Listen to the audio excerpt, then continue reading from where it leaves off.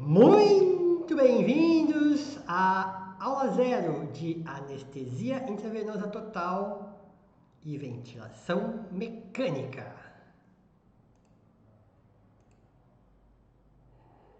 Então a gente vai passar rapidamente pelo curso todo para você entender o que te espera a partir do momento que você clicar ali no botãozinho inscreva-se. Então, mais uma vez, sejam bem-vindos à anestesia injetável e ventilação mecânica.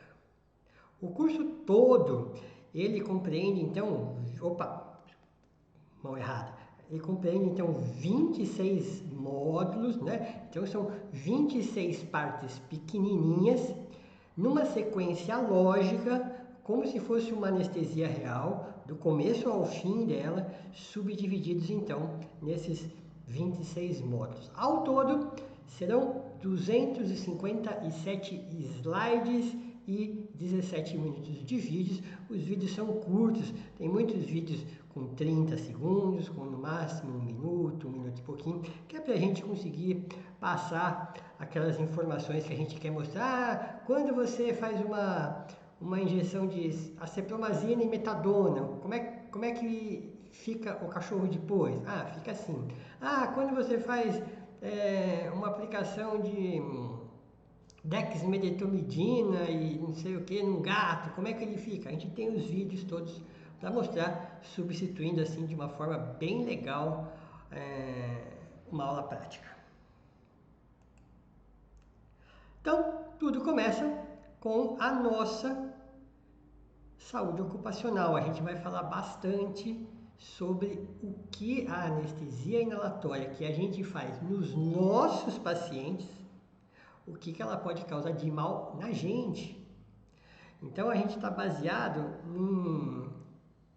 num trabalho bem legal. Deixa eu dar uma arrumada aqui na minha tela. A gente está baseado num trabalho bem legal que foi produzido lá na Califórnia em junho de 2019, ou seja, muito recente, né? Falando dos riscos que o médico veterinário corre, né, na presença dos gases anestésicos, principalmente do isoflurano, né? Risco para a saúde, danos de sistema nervoso e danos de sistema reprodutivo. Depois a gente vai dar uma boa pincelada naquelas coisas que a gente precisa saber antes de começar uma anestesia, né? Então, a gente vai ter um apanhado geral do nosso dia a dia como anestesista, né? Onde 90% das vezes que a gente está anestesiando, dá tudo certo. 90% das vezes a gente está anestesiando com o celular na mão, dando aquela fuçadinha no WhatsApp, no Instagram, né? Porque tudo está indo muito bem. Agora, em 10% dos casos, acontece alguma coisa errada. Essa alguma coisa errada pode ser coisa simples, como uma apneia, uma hipotensão, uma hipotermia, né? Mas podem ser coisas mais sérias, como uma parada cardiorrespiratória, por exemplo. A gente precisa estar atento a tudo isso e saber como é que a gente vai trabalhar. Depois a gente também vai dar uma boa olhada no que está acontecendo na medicina humana. E aí, eles estão muito na nossa frente ou não? Ou está bem pareado? Então nós vamos pegar alguns dados deles e vamos comparar com os nossos gastos, com os nossos dados, né? Olha isso aqui que legal. Taxa de mortalidade em hospitais de alto nível, hein? E aqui a taxa de complicações que acontecem em hospitais humanos.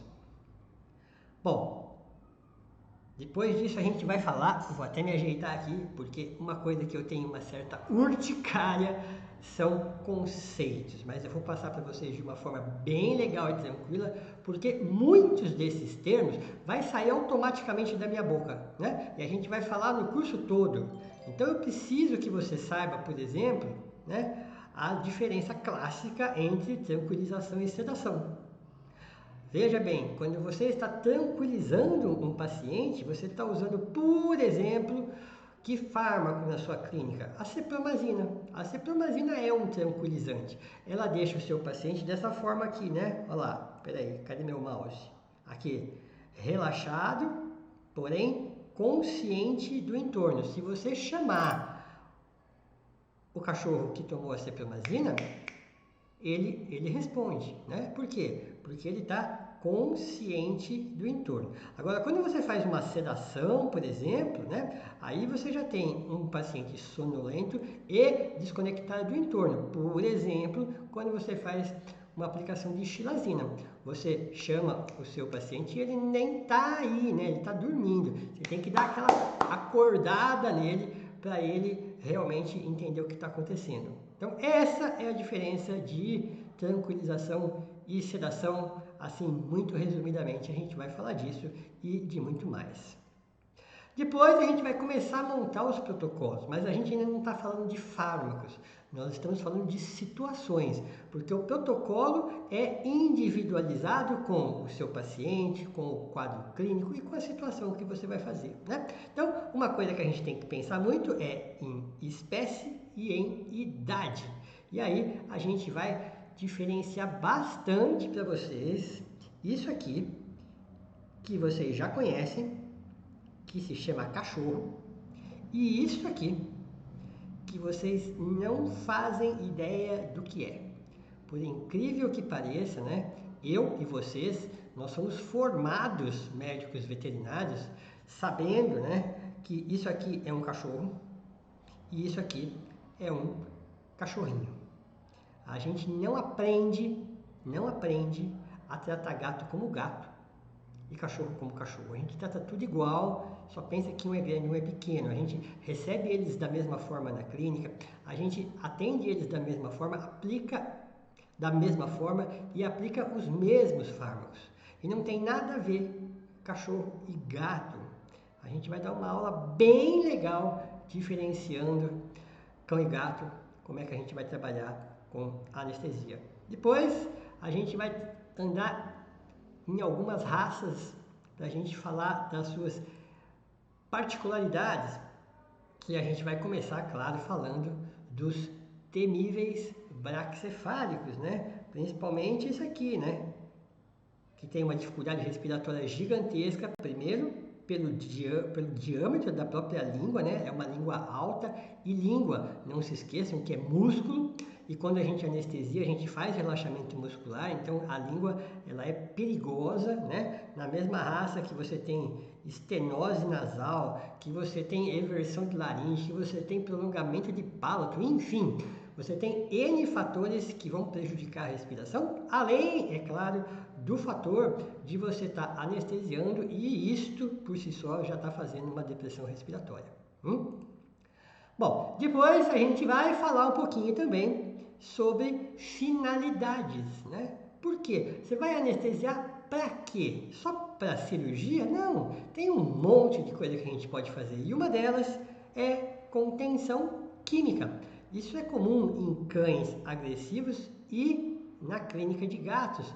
É muito comum você ter que anestesiar um gato para fazer uma coleta de sangue, né? Para fazer algum exame, quando o gato é mais a risco. Então, também tem que pensar nessa parte. Depois, a gente vai escolher o fármaco, né? Para montar o protocolo. E aí, a gente ainda vai ter mais uma série de coisas que a gente vai pensar. Por exemplo, em contraindicação. De toda aquela gama de fármacos que a gente tem na clínica, a gente vai ter que eliminar aqueles que, no caso específico do nosso paciente, a gente não vai poder usar, né? Então, vamos dar um exemplo clássico.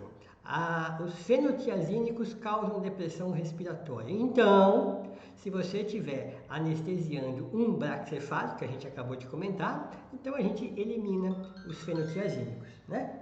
E aí, bem agora que eu estou gravando com vocês, tá tocando o WhatsApp, tá tocando o celular, né? Mas vamos nessa, vamos lá. É bom para vocês irem se acostumando, porque os nossos cursos ao vivo são assim, né? Sem corte.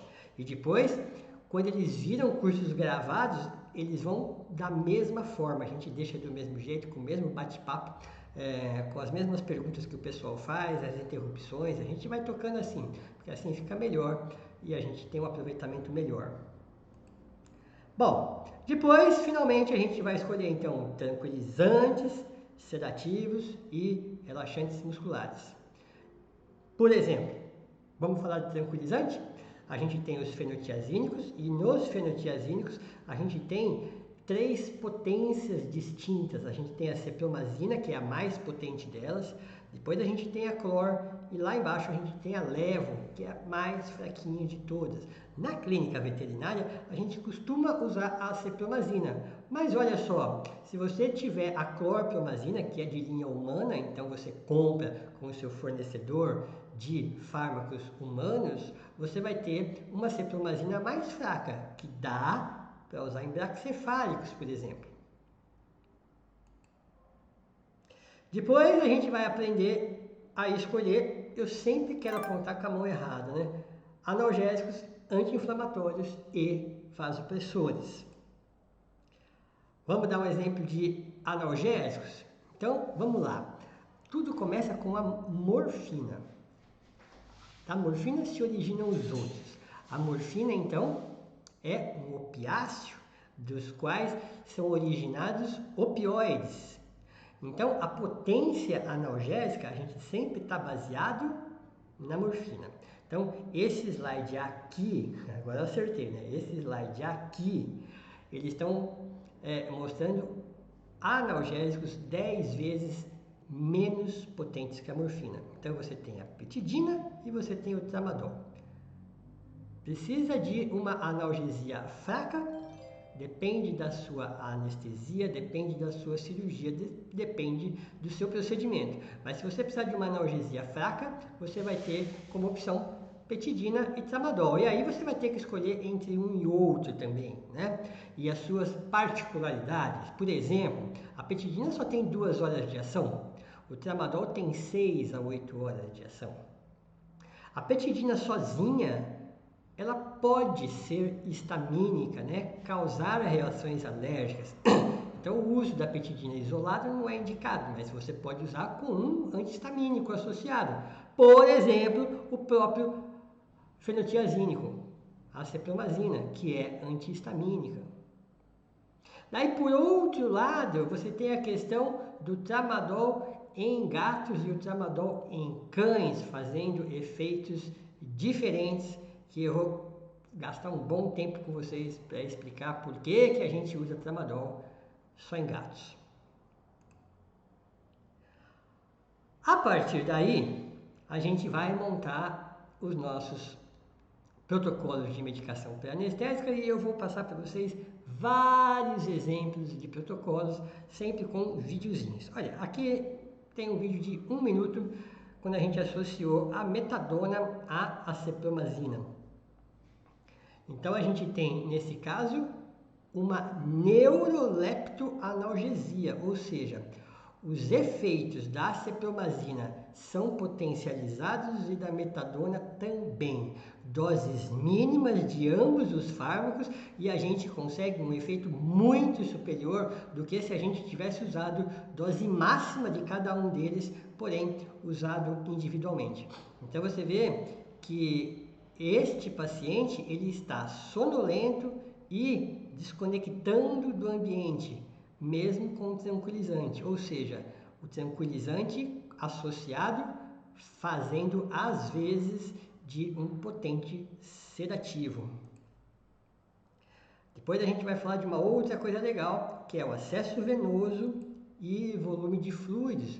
Então a gente vai te passar tudo que você precisa.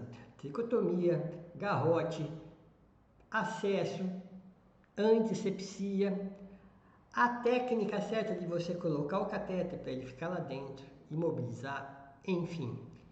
Tudo para que você tenha o melhor acesso venoso para você fazer uma anestesia intravenosa de qualidade sem correr o risco de você perder essa veia, estourar essa veia.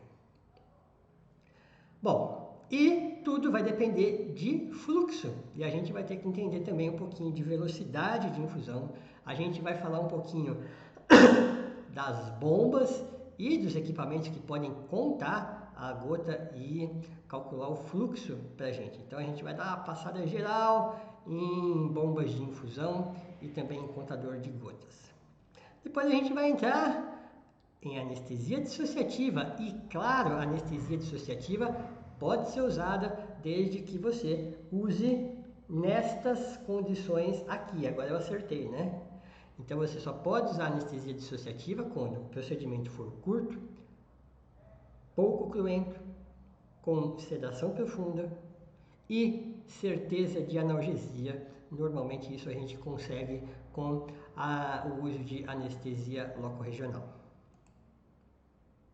Depois disso, a gente está na sequência, lembra? O curso ele é uma sequência lógica, a gente vai partir para a indução. E aí a gente vai falar de vários fármacos hipnoindutores, a começar pelo Propofol, o mais famoso deles, né? Com sua contraindicação, o paciente hepatopata severo.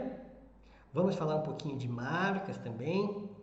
E tempo de aplicação, concentração plasmática cerebral, por que o Propofol faz aquela apneia de indução e como evitar isso, isso tudo a gente vai explicar, porque num curso de 16 horas a gente tem bastante tempo para bater papo. Bom, depois da indução, a gente vai ter que relembrar aquela questão de plano de Guedel, né? Então, o primeiro somos nós aqui, ó, acordados. Olho para frente, pupila normal, né? Responsiva à luz. Estágio 1. Então, depois a gente tem que lembrar que vai ter o estágio 2, que é o excitatório, o estágio 3, que é o anestésico, e o estágio 4, muito profundo. No estágio 3, que é o anestésico, a gente ainda divide em 4 planos de superficialidade ou de profundidade anestésica. Então, tudo isso a gente vai basear em reflexos, rotação e tamanho de pupila. Estágio 2. Janela terapêutica. A minha grande paixão. Eu consigo fazer a anestesia entrar dentro da sua cabeça se você conseguir visualizar o que é uma janela terapêutica. A gente vai desenhar a janela terapêutica o tempo todo durante o curso, mas para isso eu vou a fundo explicar o que é a janela terapêutica, como ela funciona e cada vez que você aplica um fármaco dentro do seu paciente, o que é que está acontecendo, né? Com a farmacocinética desse fármaco lá dentro do paciente, para que a gente tenha aqui do lado de fora a visualização da farmacodinâmica. Bom, a gente também vai passar o que é infusão contínua, porque a gente vai estar o tempo todo infundindo coisas no nosso paciente. Anestésicos, analgésicos e fluido. Então, o conceito é importante para que a gente entenda, junto lá com a janela terapêutica, como tudo funciona e como que a gente vai fazer de agora para frente, porque agora a gente vai aprender do jeito certo, né? Então, a gente aprende do jeito certo e começa a botar na prática. E uma das coisas que a gente vai aprender é a analgesia por infusão. A gente vai ter os conjuntos de fármacos de baixa potência, que a gente usa muito em pós-operatório, e os de alta potência, que a gente usa no transoperatório. Então, o Milk é um dos mais famosos, né, que é a associação de morfina, lidocaína e cetamina. Eu vou ensinar como é que você monta isso, quanto que você vai injetar de cada fármaco dentro do frasquinho de soro e que velocidade que vai gotejar isso aí durante a cirurgia toda. Pós-operatório e transoperatório. Aqui, por exemplo, eu vou te passar os exemplos de fármacos com alta potência analgésica. E isso faz com que diminua a CAM do nosso anestésico, né? Eu vou dar um exemplo do borbulhamento do isoflurano. Eu sei que é um curso de anestesia intravenosa, mas é só para você perceber como bons analgésicos trabalhados da forma adequada, injetados da forma correta, você diminui a CAM do anestésico. E olha como é que o borbulhamento do isoflurano, né, diminui absurdamente, né? Ele reduz 90% o consumo do isoflurano, porque a gente está simplesmente tirando a dor do nosso paciente. A gente vai falar muito de dor no nosso curso. Então prepare-se que A anestesia, hoje, bem feita, ela depende muito mais da analgesia do que de qualquer outra coisa. Depois a gente vai aprender a fazer manutenção da anestesia injetável, né? Nós vamos falar de vantagens, desvantagens, de gastos com equipamentos, como a gente vai montar toda essa parafernália. Aí a gente vai cair num outro tema que vocês normalmente se estremecem quando a gente fala de ventilação artificial. E a gente vai falar também de uma forma bem legal para vocês, bem gostosa, bem tranquila, e eu tenho certeza que vocês vão aprender tudo no final, né? A começar pelo nome, ventilação artificial. E aí ela se subdivide em manual, quando você usa a mão, ou mecânica, quando você aperta o botãozinho do seu ventilador. E é claro que a gente vai entrar em ciclos respiratórios, a gente vai falar de ciclo controlado, ciclo assistido, e aí a gente vai falar de vários tipos de ventilação e por aí mais. A gente finaliza o curso falando de monitoração anestésica e todos os equipamentos conectados no animal, fazendo um conjunto de informação diferenciada para a gente conseguir, por exemplo, antecipar uma parada cardiorrespiratória com 5 minutos de antecedência, aí dá tempo da gente fazer muita coisa. Bom, então era isso que eu queria passar para vocês. Agora é só fazer a sua inscrição e aproveitar. Eu te vejo lá dentro do curso. É isso. Até!